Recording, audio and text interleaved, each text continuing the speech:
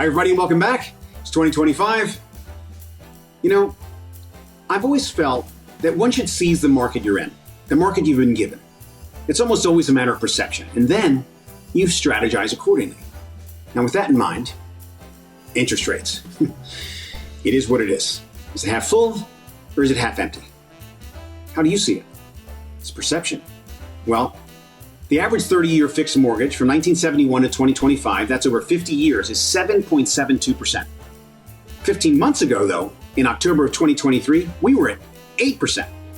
Right now, we're at about 7%. And just 4 months ago, we were as low as 6.3%. So it's bounced around a bit.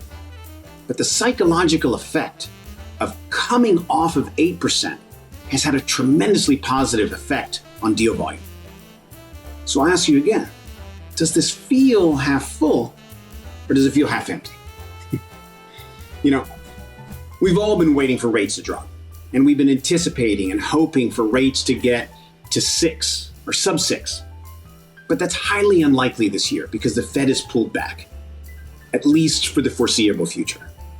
The economy's running hot. There was a huge jobs number that came out. Inflation is still a bit sticky, but regardless still, we still feel and anticipate elevated deal volume in the coming year. There's plenty of pent-up demand. Rents are near all-time highs, and rates have come down an entire point from 8 to 7. The headwind could be inventory. At this exact moment, inventory is 7% lower than last year at the same time, and the lowest level we've seen since around 2016-17.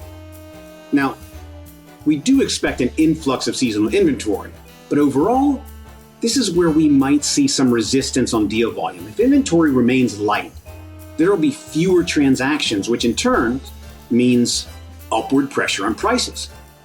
We still expect prices to be stable, but actually there are some people who feel that prices are going to have a little bit of a run. I think it's going to be a bit more moderate. I think that we're going to see price growth overall, but just a couple of percentage points.